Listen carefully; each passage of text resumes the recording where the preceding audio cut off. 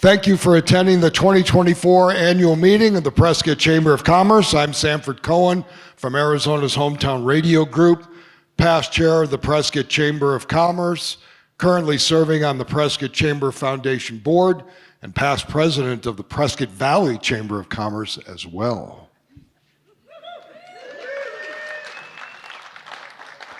I would first like to invite any military veterans to stand and be recognized for their services.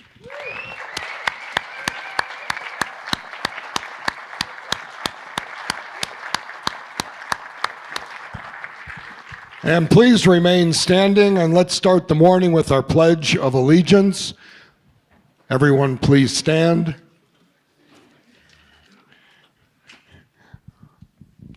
I pledge allegiance to the flag of the United States of America and to the republic for which it stands, one nation, under God, indivisible, with liberty and justice for all. Please be seated. It is my duty and honor to recognize the dignitaries and special guests who have joined us today, starting with representatives from the City of Prescott. Please hold your applause till we name them all. Mayor Phil Goode, Mayor Pro Tem Connie Cantelmi, Council members Lois Fruworth, Ted Gambogi, Brandon Montoya, Eric Moore, and Kathy Rusing.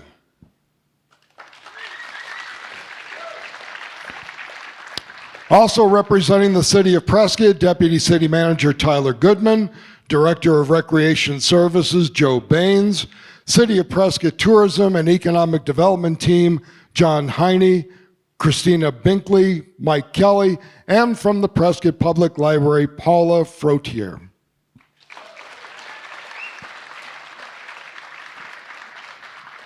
Joining us today, representing the town of Prescott Valley, Mayor Cal Palguda, Council members Kendall Schumacher, Brenda Dickinson, Michael Greer, Lucy Leva, Town Manager Gilbert Davidson, Deputy Town Manager Ryan Judy, Economic Development Administrator Cutter Chamberlain, Assistant to Town Manager Skylar Barton, and Economic Development Specialist Diana Soto.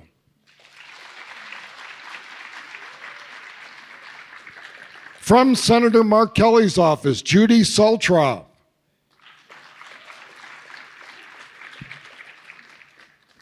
From Yavapai County, Marilyn Van Kuren from Chairman Brown's office.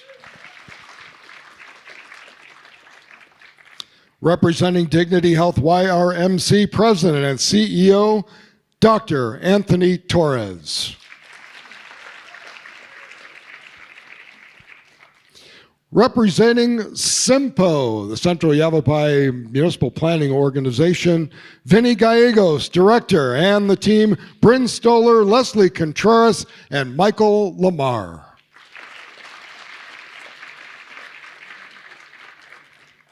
From Prescott Unified School District, Superintendent Clark Tenney and members of the board. From the Prescott Downtown Partnership, Director Audra Yamamoto and members of the board. From the Prescott Valley Chamber of Commerce, President and CEO Marnie Ewell. From the Chino Valley Area Chamber of Commerce, John Curtis. From the Cottonwood Chamber, Christian Oliva Del Rio, President and CEO.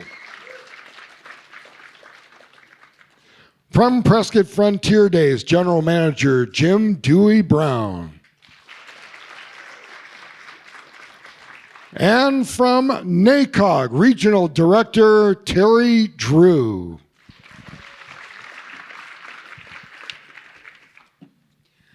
The 2024 Chamber sponsors,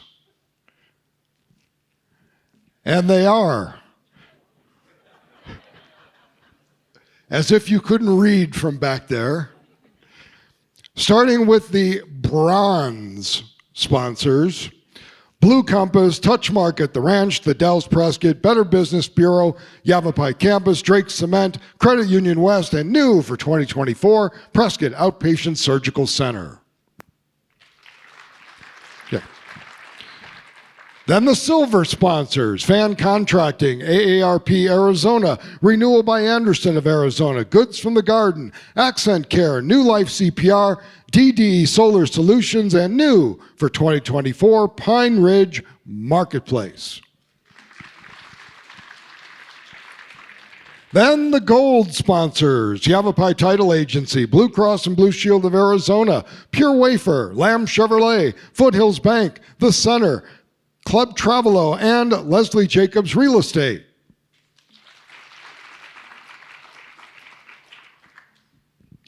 Then the premier sponsors, Knackered Pepsi, Lifeline Ambulance, Prescott Regulators and their Shady Ladies, The Daily Courier, Residence Inn by Marriott, Spring Hill Suites, Ponderosa Hotel Management, Rocks Media, One AZ Credit Union, Fane's Signature Group, and Talking Glass Media, LLC, and Arizona's Hometown Radio Group.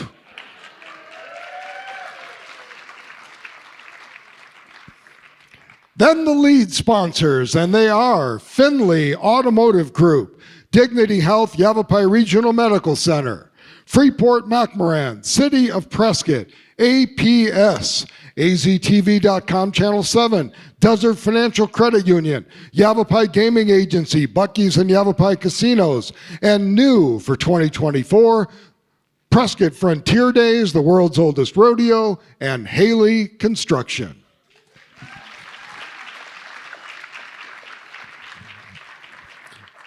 And finally, the most important list of all, the media sponsors for 2024, and they are Action Pages, AZTV.com Channel 7, Prescott Woman Magazine, Quad Cities Business News, Rocks Media Group, Talking Glass Media LLC, The Daily Courier, Valpak,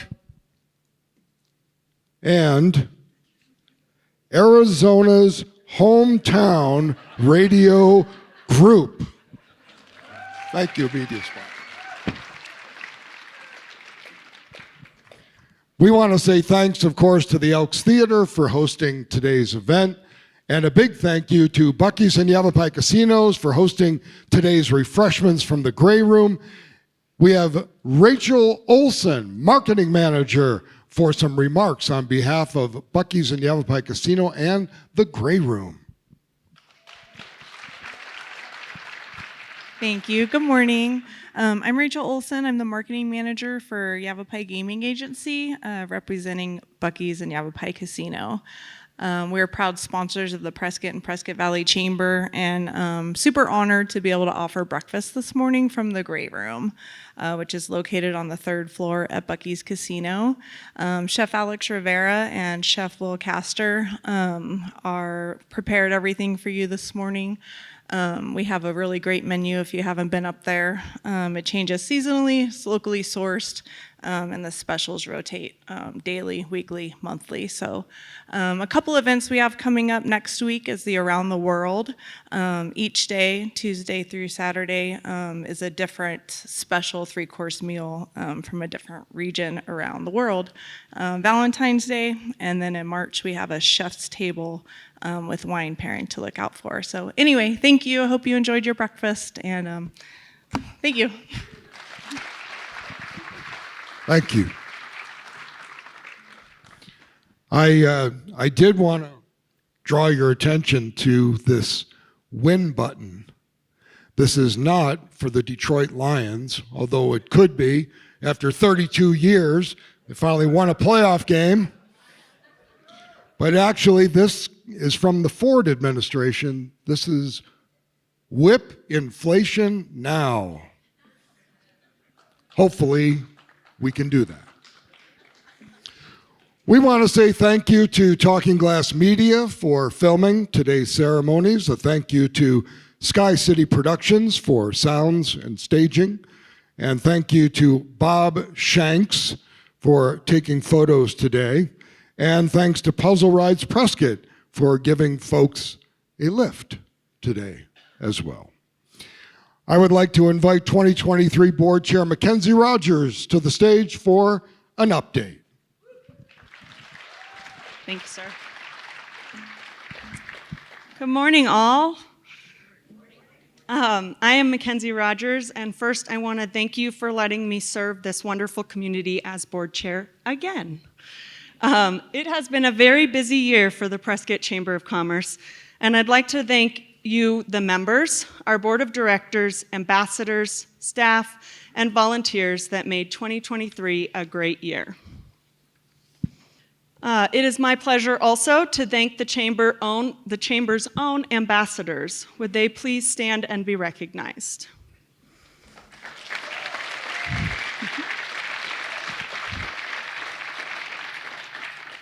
They're up there as well, so they saw you waving. I'd also like to thank and recognize all the Prescott area young professionals, so if you would please stand and be recognized.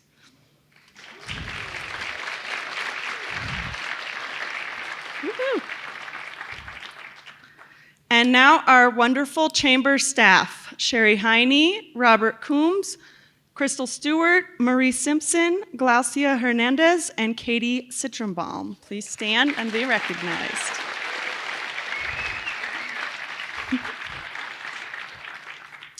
I now have the pleasure to introduce the 2024 Board of Directors and Prescott Chamber Foundation members. So please stand when your name is called. Chair, Gillian Hayley, Hayley Construction. Chair-elect, Megan Smith, Prescott Newspapers. Treasurer, DJ Sheridan, Sheridan Property Group. Secretary, Ron Fain, Fain Signature Group. At-large, Margot Christensen, Ponderosa Hotel Management Services. Also at-large, Jamal McCoy, Finlay Automotive Group. Other board members, Dr. Anthony Torres, Dignity Health, YRMC. Clark Tenney, Prescott Unified School District.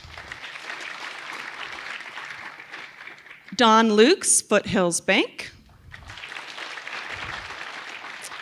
Frank Sanderson, APS. Suzanne Springer, Prescott True Value. And Sherry Rodgers, Rodgers Academy of Beauty.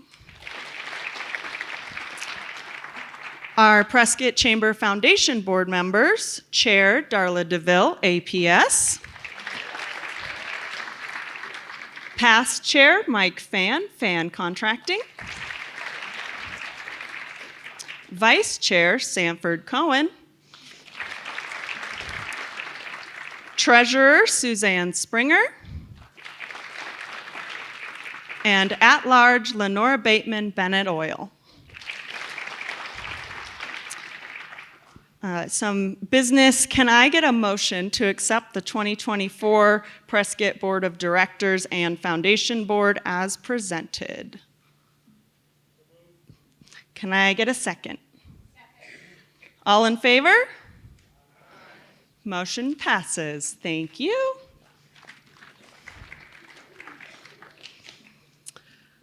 So here's what the board continued to work on in 2023. Our mission, our vision, mission, and core values and strategic focus of the Prescott Chamber of Commerce. The vision of the Prescott Chamber of Commerce is to be the premier advocate for businesses, economic development, and tourism in Prescott. The mission of the Prescott Chamber of Commerce is to provide leadership and resources to create a vibrant business environment for Prescott.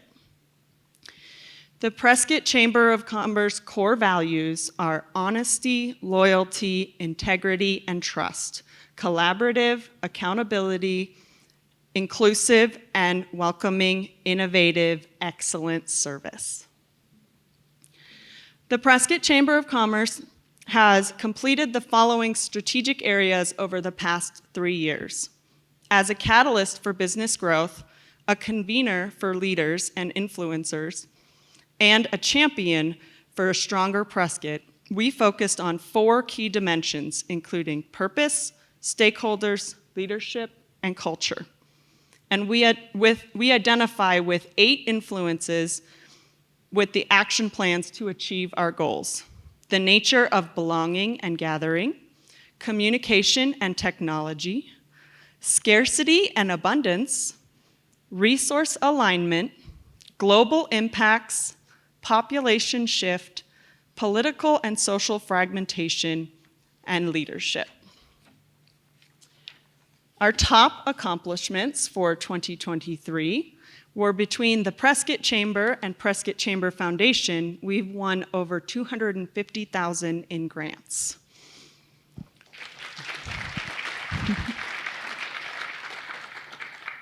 Working with stakeholders to create a county-wide strategic economic and workforce plan for the next 5 years, thanks to a grant received from Freeport-McMoRan and Dignity Health YRMC, and we should have those results for you in the first quarter of 2024. Also, the continued quality programming to support business needs throughout the area.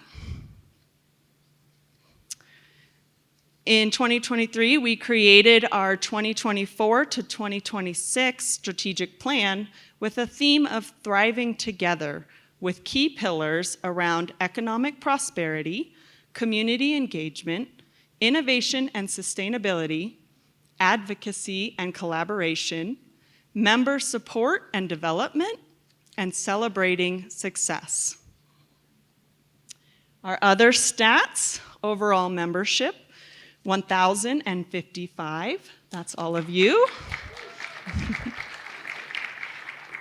In 2023, we had new membership of 130 new members.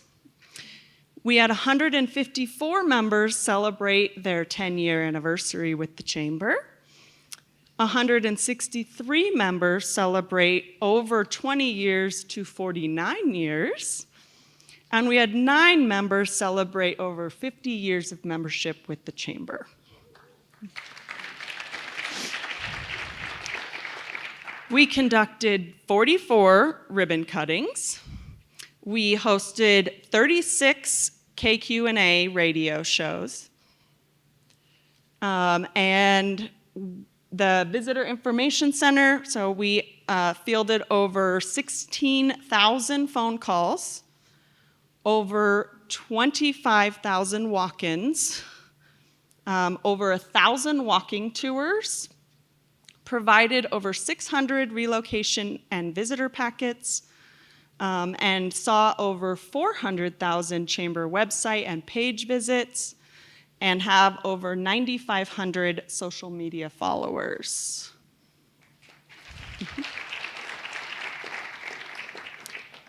We continue to offer the Prescott Gift Certificate Program, which keeps local dollars in our economy. So consider this when you want to thank your volunteers or employees, or when you cannot figure out what to buy that person who has everything. Shop local.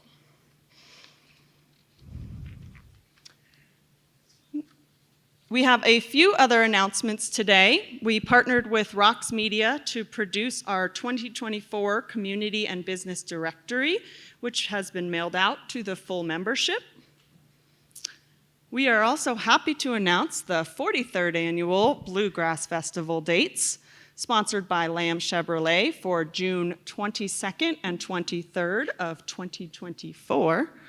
There are new sponsorships available, so please see Sherry for details if you're interested in sponsoring that great event. As a nonprofit organization, we're funded by membership dues and sponsorship, and we're accepting sponsorships for 2024. So if you want your name on that slide at the beginning, now's your chance. Please see Sherry or Marie for details if you want to support the Chamber. So on the behalf of the Prescott Chamber, that concludes our 2023 update, and we want to thank everybody for a very successful 2023. And now it is time for me to pass the gavel over to Gillian Hayley from Hayley Construction as the new 2024 Prescott Chamber Board Chair. It's yours.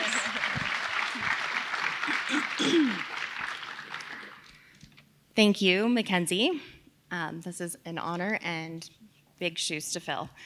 It's exciting to be here today in the Elks Opera House. This is the first time that we've done this here.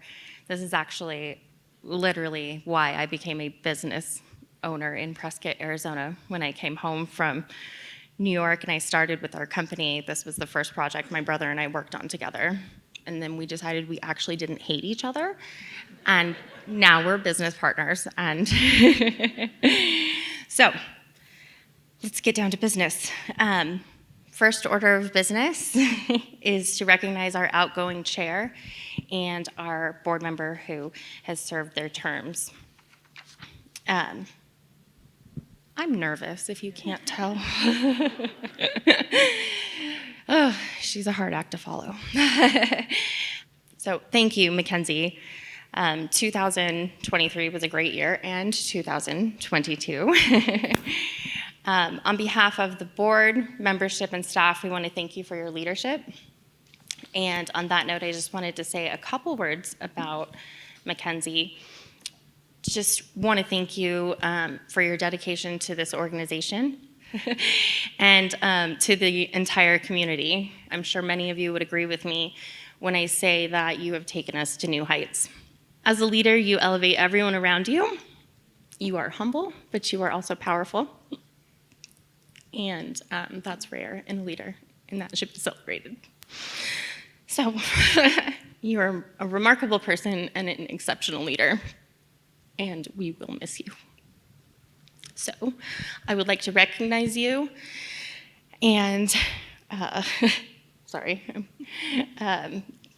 for serving on our board of directors for not only 2023, stepping in for that, but also for 2022. So in recognition of your leadership for the Prescott Chamber of Commerce Board Chair.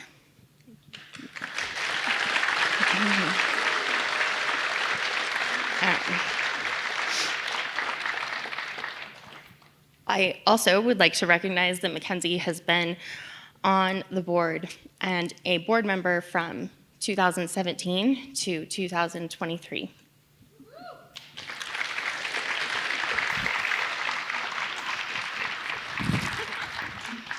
And here's some flowers. No, they're for you. Mackenzie shared with us yesterday that this was the first board she was on. So, Thank you all. You got it. Okay. Here we go. She is also on speed dial on my phone, so. So, members and friends, reflecting on our collective journey over the past 3 years fills me with immense pride and excitement. Together, we've reached significant milestones, laying the groundwork for a vibrant future for Prescott. Our accomplishments reflect our shared dedication and unity. Our collaboration with the Prescott Chamber of Commerce Foundation has notably strengthened our ability to positively impact the community, affirming our commitment to meaningful progress. Looking ahead, our upcoming framework, Thriving Together, embodies our vision. Key focuses include bolstering local businesses, enriching our city's quality of life, and promoting sustainability. Our steadfast commitment to supporting members and celebrating collective achievements remains unwavering.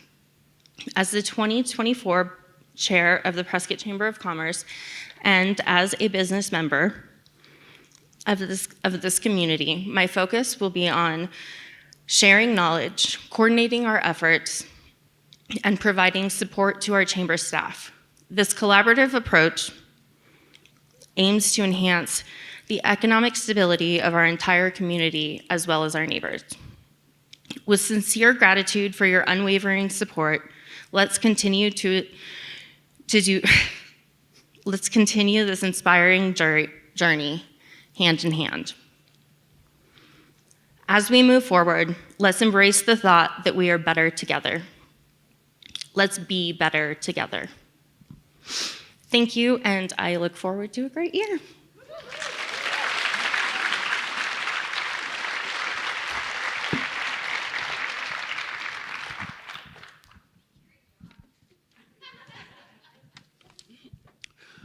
So I'd like to take a moment to introduce our speaker for this morning, providing us with the State of the City address, Mayor Phil Goode.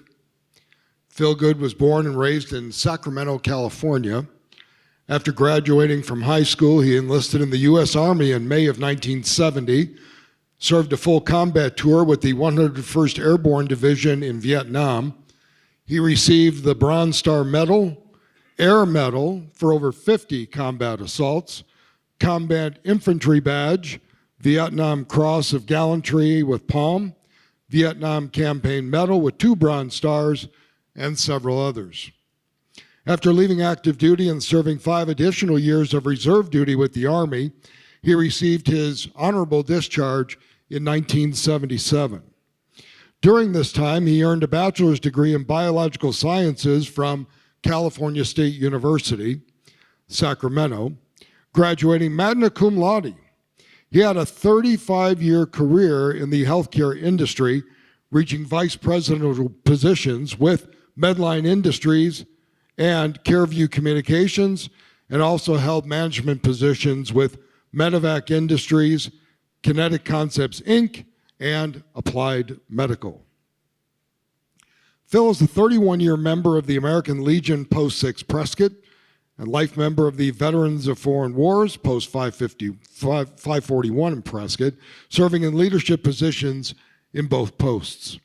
He was the co-chairman of the Veterans Memorial Plaque Committee, which in June 2016 rededicated a bronze memorial on the Yavapai County Courthouse Plaza to the fallen Yavapai County veterans that lost their lives serving the United States in all of the nation's wars since World War I.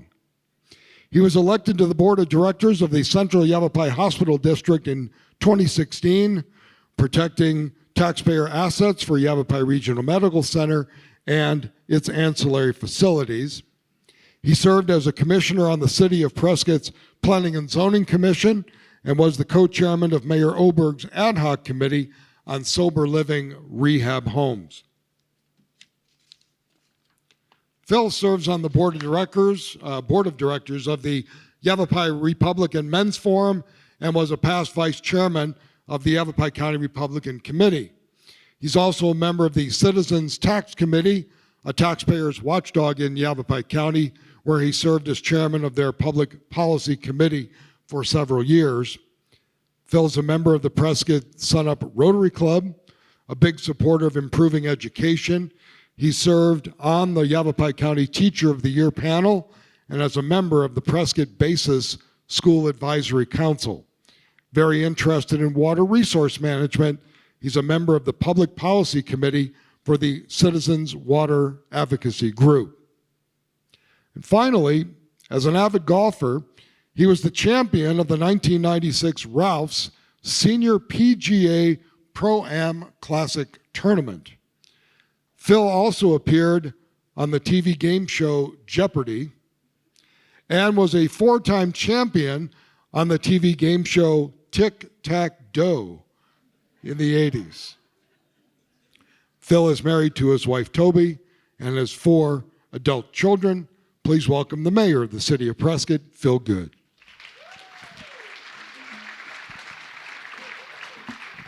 Thank you, Sanford. Can you hear me okay? Yeah, with everything going on in the city, it's amazing how valuable being an experienced combat veteran is. So I'd like to start this presentation just by making a statement that the state of the city is fundamentally strong, outperforming other municipalities in the northern Arizona region. I don't know, I didn't see Sandy Griffiths here, but I keep a very close eye on all the building permits and valuations that she sends to us every month, so I can keep an eye on how development construction activity is going on throughout the area. So today we're going to talk about the city updates, management and operations of the city, our boards, commissions, and committees, overall financial health of the city, development updates, and then kind of review some of the accomplishments and look ahead for 2024. We have We have a new mayor pro tem, Connie Cantelme, is here today. Thank you, Connie. Kathy Rusing has been elected to a second four-year term, so we've got a lot of experience with Council Member Rusing. And we have two brand new council members, Ted Gambogi, who was elected to a four-year term, and Lois Furworth, who is elected to a four-year term as well.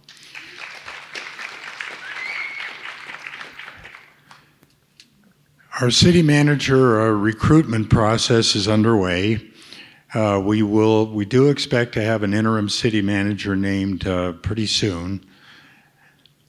All the key operational positions are currently filled in our director levels. We recently appointed the Public Works Director, Gren Rowich, and our Community Development Director, Chelsea Walton, who both have been working for the city for a number of years, so they bring a lot of experience directly to those important departments. Our airport director recruitment continues. We do have an interim airport director who's been appointed for a short-term contract while we continue to recruit and review potential permanent directors out there. In our public safety area, we just graduated 6 new police officers from the Northern Arizona Regional Training Academy, and they're currently in field training. And we have 6 new recruits who are starting the next training academy class that started this month. So by the middle of summer, maybe to late summer, we should be nearly fully staffed in our police department. Our fire department is funded for full staffing, and we have a fire training academy beginning in March. We'll have several new recruits there too. So we're looking forward to having quite an effective public safety staff for the protection of our city. Boards and commissions and committees. All positions on those are limited terms. Applications for reappointment and open seats will be approved by the council. We've created a new civic enhancement committee because looking over the large number of committees, I don't know if you were here last year, but at that time we had 28. But we looked at the Acker Trust Board, the Art and Public Places Trust Board, the Parks and Recreation Board, and the Library Advisory Board, and we realized that a lot of their activities are limited to very short periods of the year. So combining those into one new Civic Enhancement Committee allows kind of a broader look at the multiple responsibilities here, and then being able to reduce the overall size of government, and of course having to have city staff be available to take minutes and those kinds of things, I think streamline things a little more effectively. So applications are accepted for open positions on an ongoing basis, and I'm always encouraging people to take a look at these. We get a lot of people from our Citizens Academy that then move on into serving on some of these committees. Currently, 10 of the BCCs have vacancies, and we are accepting applications currently until January 26th.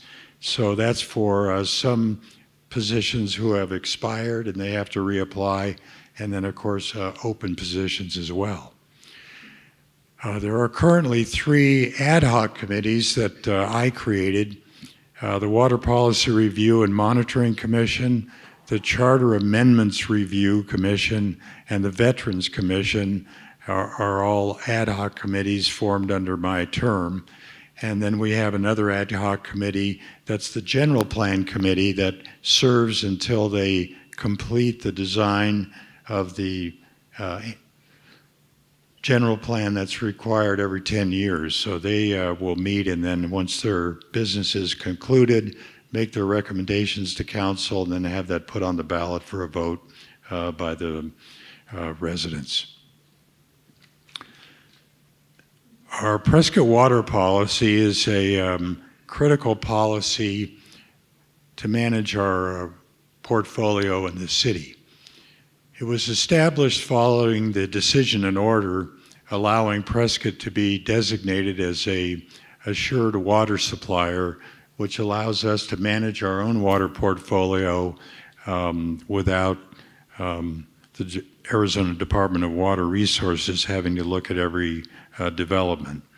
That water policy was revised by the City Council back in 2019, and then it was revised again in 2022. So the 2022 policy, the current policy, seeks to encourage and enhance conservation and manage long-term impacts on our water portfolio. The Mayor's Ad Hoc Committee on Water Policy Review and Monitoring has been analyzing this policy over the past nearly 2 years, and we think that this probably has to become a permanent committee due to the developing state-level water management conditions. I know this was a key issue at the governor's State of the State address, and there's a number of developing water policy organizations, the WIFA program, the Rural Water Management Working Group, and some others that are working on broader state-level water management conditions. So this particular commission, the primary purpose of the Water Policy Review and Monitoring Commission is to track the effectiveness of the newly adopted 2022 water policy. The commission will determine how water policy is impacting the larger Prescott active management area. It'll make recommendations to the council regarding how possibly additional stakeholders throughout the Prescott AMA, including the county and other municipalities, might be interested in adopting or expanding their city policies into their own jurisdictions to make more effective use of our aquifer-related water resources, and then to make quarterly presentations to the council regarding their findings for potential revisions to the policy as we go forward. So that committee meets monthly, and we just received some of their initial recommendations. So those recommendations included, a recommendation for a long-term water management plan. We haven't really had a long-term plan. It's been mostly short-term focused, and a lot of it has to do with Arizona Department of Water Resources and their decision and order requirements. So it's likely, as I said, that this committee may become a standing committee, since it's likely that water policy will continue to be a major issue within our city and, of course, throughout the active management area. So to be a standing committee, please go back. It needs to be aligned with the general plan, which we're developing. We're still waiting for the decision and order from ADWR to reinstate our status as an assured water supplier. And of course, we'll be monitoring the development of state-level policies as well. So that's another justification for making it a standing committee. Now you can go. The General Plan Review Committee, as most everyone knows, the General Plan was last adopted in 2015 and has to be updated every 10 years according to Arizona revised statutes. The purpose of this commission is to coordinate with the city staff for updates to the City of Prescott's general plan. Citizen participation is required for the creation of a plan to be adopted by the City Council and for the general plan updates, which will then have to go to the voters to be approved and then go into effect on 2025. Members of the committee are Don Michaelman, Terry Sapio, Gary Worob, Andre Carmen, Jim McCarver, Ralph Hess, Mary Fredrickson, Jim Huffman, Rod Moyer, and Tom Riley. So they're all working on that general plan right now. The Charter Amendment Review Commission. The Charter Amendment Review Commission was formed to conduct a thorough review of the existing city charter and then to work closely with staff to select sections of that charter to be updated and to make proposals to the council for approval. 12 amendments brought forth by this committee were approved by the voters just last November. These were the first amendments to the city charter since 1999. I guess that's last century, isn't it? So the committee will continue to look at these updates, try to refine and select any maybe less substantial amendments that have already been approved, and we'll probably bring some of those recommendations back to the council, and then obviously any charter amendment has to be approved by the voters. Now we'll take a look at some of the numbers. We'll take a look at taxable activity and bed tax collection. I know this is a pretty busy slide, but it does give you a chance to compare some of the taxable activity going back from 21 to 22 to 23 and then fiscal year 24. As you can see at the bottom line here, we're still growing our taxable activity, and that's pretty remarkable considering the baseline that we started with in 2021. That's up almost $200,000 relative to the total taxable activity of over $1 million for fiscal 24.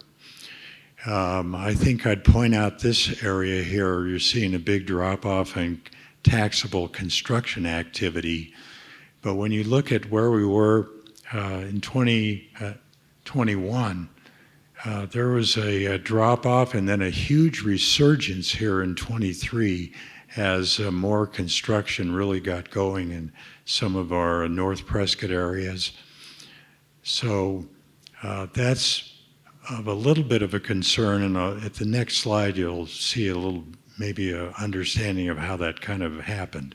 But I do want to point out that online retail sales, the Wayfair decision by the Supreme Court to allow local jurisdictions to claim taxable sales benefit from online retail sales has really been a godsend.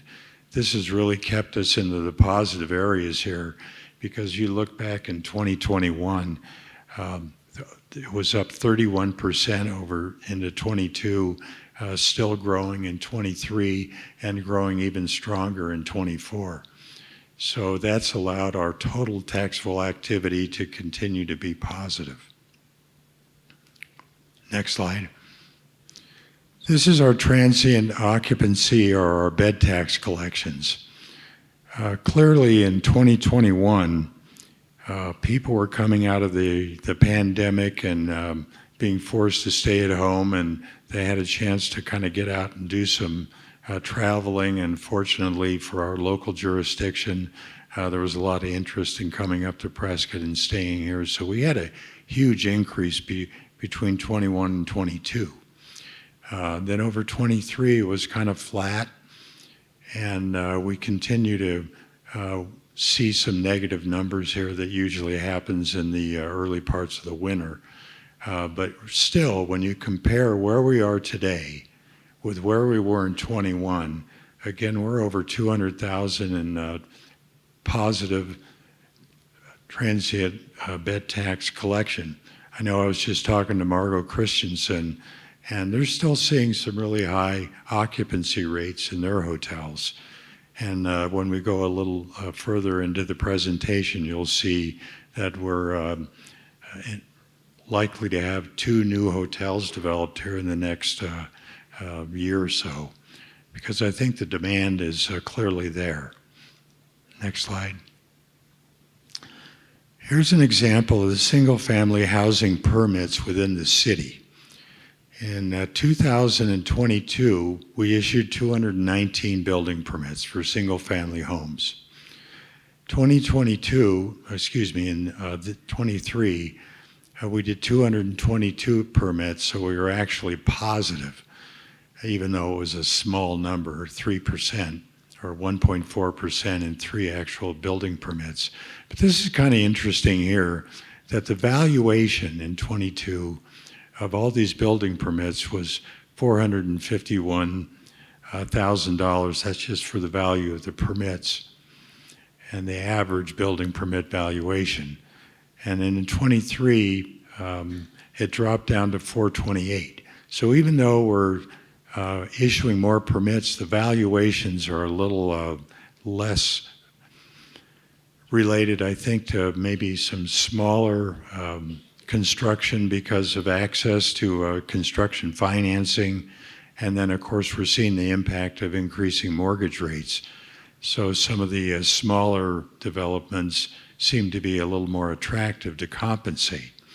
So the total valuation of all these building permits is down about $3 million. The average is down about 22,000, but we're still growing in a positive manner.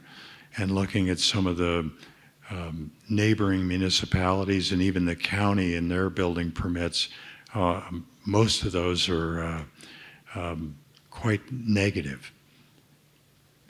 Next slide. So this is pretty exciting.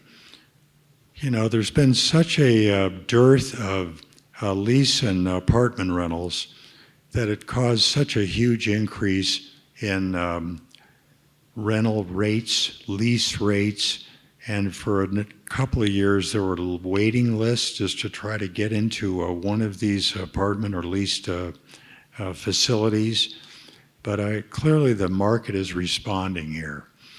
We have now almost 1,500 units of multifamily developments in review or actually under development. We have a 400-unit proposal for what's called the Village. It's between 89 and the Astoria complex on the top of the hill at Prescott Lakes Parkway. So that's a big development there. The South Ranch rental community over in the Deepwell Ranch area, but it's in the south western section of that, are rental units that's going to provide a lot of additional units for rent, obviously. The Palmer Apartments that are just on the periphery of what used to be called the Gateway Mall, and now it's the Pine Ridge Marketplace. That not only will provide some very substantial additional rental or lease units, it's being built by the same company that built Winfield at the Ranch, which is just above the Residence Inn on the opposite side of 69. So that not only will provide more access to multifamily units, but also provide a lot of foot traffic and customer traffic to the Pine Ridge Marketplace Mall. So that will certainly help retail activity. So it's kind of a win-win for that whole area. A 200-unit Havenly rental community on Granite Dells Parkway. Another 203-unit development on Iron Springs at Williamson Valley Road. So that intersection has a 203-unit development plan. 144-unit at Montezuma Heights. So even though it's listed as Bagby, as you go down North Montezuma before it makes the turn onto Whipple, that's at the top of that hill. Boy, talk about a long-term development. When I was on the Planning and Zoning Commission, what was that, 9 years ago, we were looking at that proposal at that time. So sometimes things take a long time to develop. We have another apartment development on South Cortez that currently exists, although they're expanding it, and there are going to be 90 new units there in addition to what already exists. And then we have some additional smaller developments that are kind of infill, which I think are particularly attractive and beneficial because they usually don't have a lot of the high-cost construction. They don't have the hot tubs and the granite countertops. They're usually a little bit smaller, and they have a tendency to have a little lower rents.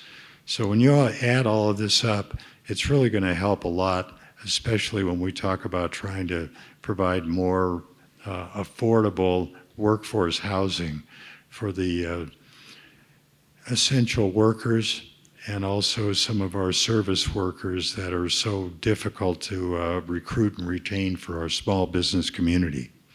Next slide.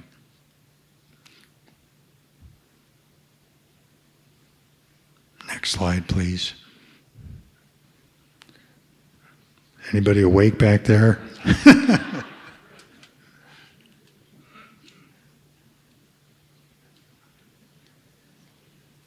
Well, yeah, this is the annual Chamber of Commerce meeting, isn't it? That's not my slide. Okay, there I was surrounded. Okay, here we go. Now, commercial development in the area I think is particularly exciting. We have this Wingate Hotel that's proposed to be put on the parking lot just out of the Aspire Sports facility, which is the old Sears building on the Gateway Mall, Pine Ridge Marketplace. So that is advancing pretty rapidly, and that not only will help, again, more foot traffic into the marketplace, but also help that Aspire Sports facility be a year-round facility. And I think there's plans to have business development, business meetings, etc., where people can access the Aspire Sports. And then I think this was really terrific that the new owner of the mall has already put in $2.5 million in capital investment. So if you've been over there, you've seen the improved parking structures, and there's just a lot of upgrades that they've done before they do more active marketing to fill some of those empty storefronts. So upgrading the condition of the mall first, and then working on filling the marketplace, I think is a really good plan. The exceptional healthcare facility that's on Highway 69, right at Robin Drive.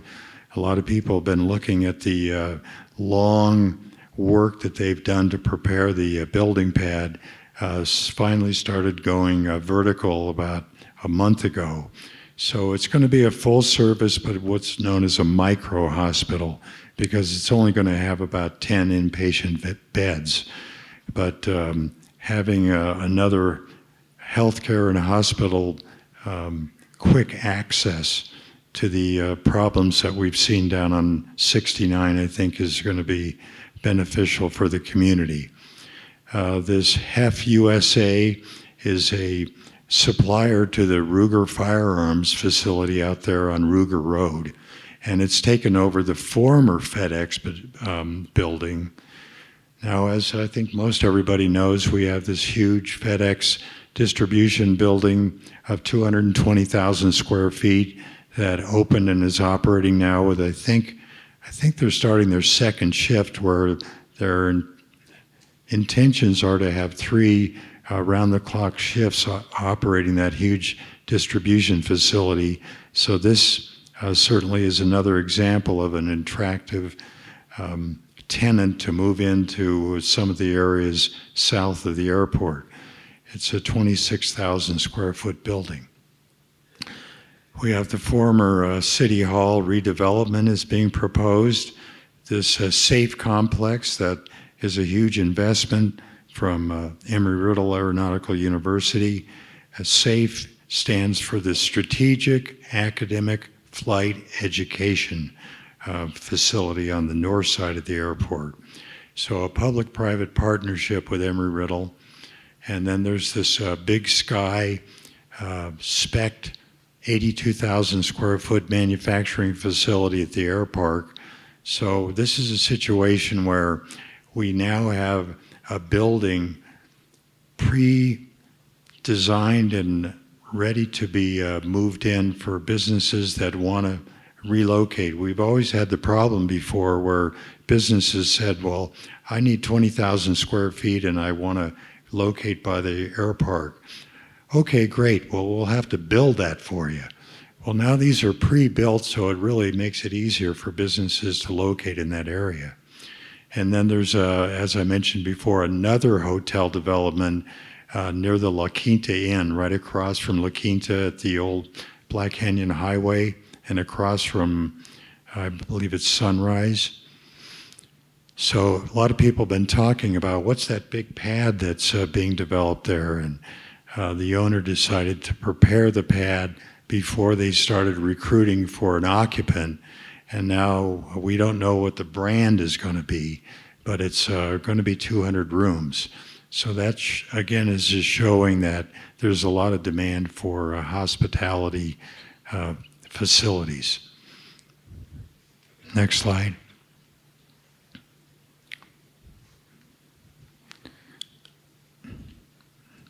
Hello. Next slide. There we go.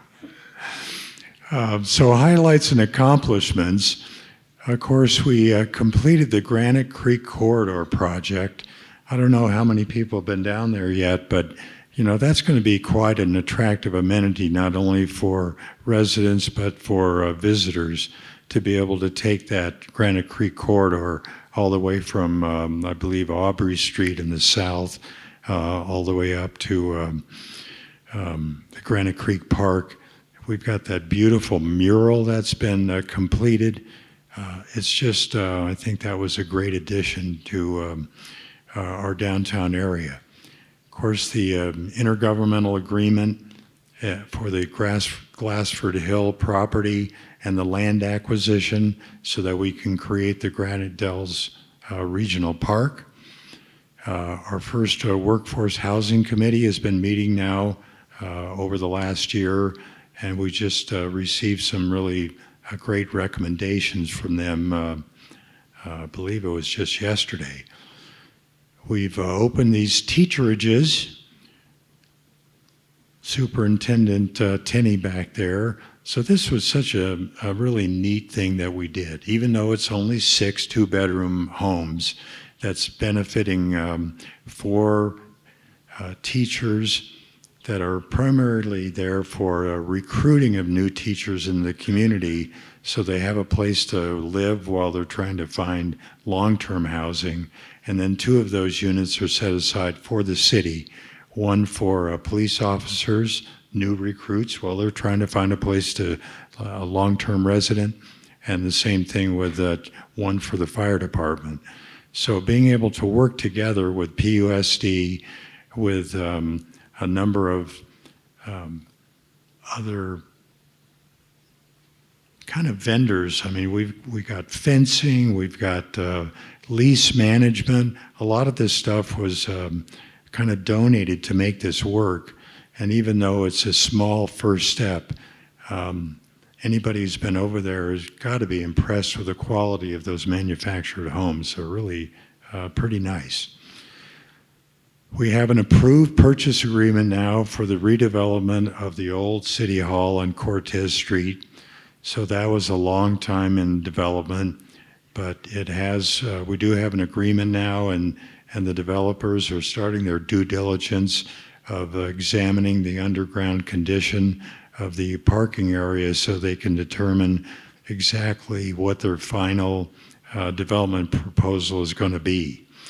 Now, I know there was a lot of controversy in the city when the previous proposal developed, the developer came up with some artist renderings, even though they were just purely conceptual, but it created so much concern by the members of the community that that was going to be the final product.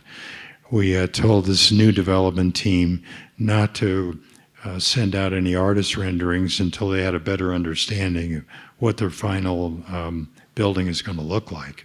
Because right now they're analyzing underground parking. And if that isn't possible, it'll change the shape and size of the building itself. So it's important that when we finally do expose a proposed artist rendering of the final product, it's closer to what will actually be built and much less likely to go through the criticism process that we saw with the first one. We've completed a 12 million gallon storage facility for water delivery out in the Depot Ranch area. It's west of Willow Creek Road, but it's really not visible if you're driving past there. But this 12 million gallons, again, upgrades our ability to continue long-term delivery of our water, both to the North Prescott area and even into Chino Valley, since we have an IGA to deliver water to their downtown core area. Our airport is obviously a very dynamic and developing facility. The extension of the Essential Air Service contract, allowing ongoing commercial air service by SkyWest United, has been extended through August of 2024, and there will be more bid evaluation to determine where that's going to go past August of 2024. So we're not really too worried about getting an extension, and there it will be. It's just who will be the aircraft operator and what size of aircraft are going to be available for passenger service. Again, the SAFE complex, which I described before, is a consequence of an $8 million investment by Embry-Riddle University for their flight training program, which continues to be labeled as kind of the Harvard of flight training of any university flight training program in the whole country. It's just a exceptionally high qualified training facility, and it's amazing how many times you get on a commercial aircraft. And if you have a chance to talk to any of the pilots in the cockpit, usually one or both of them are Embry-Riddle graduates. We just acquired 76 acres of airport protection on the north part of the crosswind runway to make sure that those areas are protected from inappropriate development, and we can make sure that they continue to be very safe for aircraft operations. And then we also acquired 15 acres of land to be used as fill when we get the runway extension property acquired, and then this material can be used to fill in the depressions between the current runway termination point and where the extension is going to be. So we acquired that for about $850,000, but I asked the staff member there that was working on it, how much would it cost for us to buy that much fill to be able to fill in the depression areas? They said if we had to go out and try to buy that, it would have cost us over $1 million. So this was a pretty good bargain to acquire that. It also helps the SAFE complex have a buildable area, and then we can use that material, as I said, for fill when the runway extension is created. And then we've also, this was kind of a surprise, there's an air traffic control tower that has been approved for construction, likely on the south side of the airport. And of course, air traffic control is a different funding and operation mechanism from the FAA on their normal airport operations. So right now, sometimes the air traffic control tower that we have can't see the actual position of aircraft at the very end of the runway. So having this much larger control tower is going to assure our long-term viability for commercial air service. Next slide. So what to look for in '24? I think a lot of people have seen that we are analyzing the need for upgrading utilities going down the 89 corridor in the Granite Dells area. There's still consideration of how much and what type of widening might be done in the narrows on the 89 Granite Dells area. So it appears that we'll probably be able to do most of what we need to do. Keep that area safe, be able to keep traffic flowing safely, and not have too many serious accidents in that area, but still being able to keep traffic moving. The old City Hall project, of course, as I said, the sales agreement has been completed, and more plans and public meetings will be forthcoming as this project develops. We have the Workforce Housing Committee that's diligently looking at how best to find solutions for our essential workers, whether it's healthcare workers, teachers, police and fire, etc., and being able to find affordable housing solutions for them. The Glassford Dells Regional Park now has been created and the property has been acquired, and then we'll be looking at how we're going to develop that park for use by residents and visitors. Airport protection continues to be a concern as we try to make sure we have a buffer zone around the airport so that we can continue to attract high quality, high paying, technical and maybe aviation related businesses there. Our public safety, as I mentioned before, one of the reasons we had that water policy is really to kind of slow down the pace of development so we can catch up with the public safety services we need to provide for all residents in the city. So we've identified one location now for a new fire station, and we're looking at possibly a second location too. So obviously you need the land, and then you need the revenue to be able to build the brick and mortar of the station itself. And then we have to plan for having all of the vehicles acquired, and then of course staffing is going to be required too. So it's going to take a little time, maybe 2 years, to get the first one, and possibly another year after the second one. So yeah, additional vehicles, recruitment, and then retention efforts for personnel. Now here's an example of what happens when you grow too fast and then you have significant traffic congestion problems. Well, we've over the last couple of years have really been investing in trying to move traffic more efficiently. We've acquired some image detection technology so we can detect vehicles and other moving traffic. Primarily, the first one is going to be on Willow Creek Road. Anybody's been on there know what a challenge that can be. So we now have the technology to detect the movement of traffic, and then we're connecting that to synchronize the traffic lights so that you can put your cruise control on the speed limit and then just hit green lights all the way going north or south. And that will certainly improve traffic movement and reduce the traffic collision danger as well. And then, of course, as you know, the whole rodeo situation is actively in concern. We have a pending third-party litigation that's still ongoing, and the city's going to be reviewing future plans there. And from my understanding, I just found out I think yesterday or the day before that the governor is planning on trying to claw back the $15.3 million allocation that went to the Prescott Frontier Days because of this possible challenge to the gift clause. So I hope that we can find a solution to hold on to that money and be able to use it for really necessary upgrades to the rodeo itself.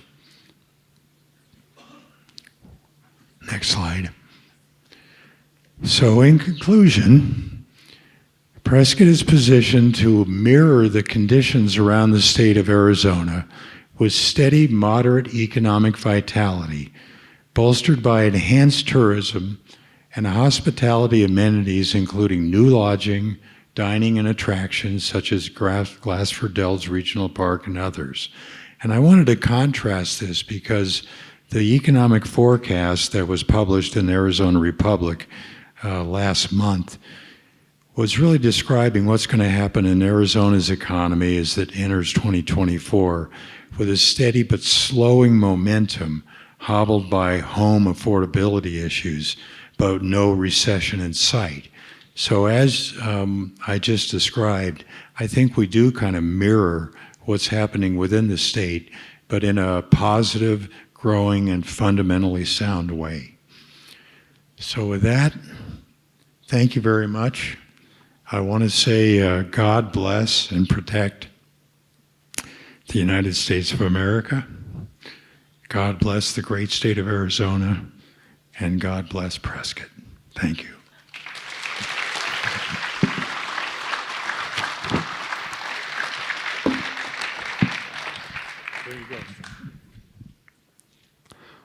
Thank you, Mayor. I did want to take one moment before we conclude because it's rare that you have the Prescott Chamber, the Prescott Valley Chamber, the Chino Valley Chamber, and the Cottonwood Chamber of Commerce all represented in the same room at the same time. So, yes. So on behalf of Arizona's Hometown Radio Group, I just wanted to say thank you to all four chambers and to all the people in the community for helping us get through the very traumatic change in our dial positions. KPPV went from 106.7 to 106.9 after 35 years. And then our Spanish station, Juan, changed from 107.1 to 106.5. And all four chambers of commerce were very helpful in getting that information out to the public. And we want to thank all of you and everyone in Yavapai County for helping us make the adjustment. It was very traumatic, but we were glad to get it over with. We want to say thanks for attending today's event. We're, of course, thankful to our members, sponsors, volunteers, ambassadors, board members, and staff for all your enthusiasm and teamwork. We're very optimistic for a successful year for all of our business members from Prescott through the Quad Cities, over to the other side of the mountain, and to Baghdad and beyond. So remember, shop Prescott, start here, have a great day, and I have a feeling that Gillian has something else to say. We wanted to thank you as well for being our host, our master of ceremonies. As always, you did a fabulous job. This is for you. Thank you.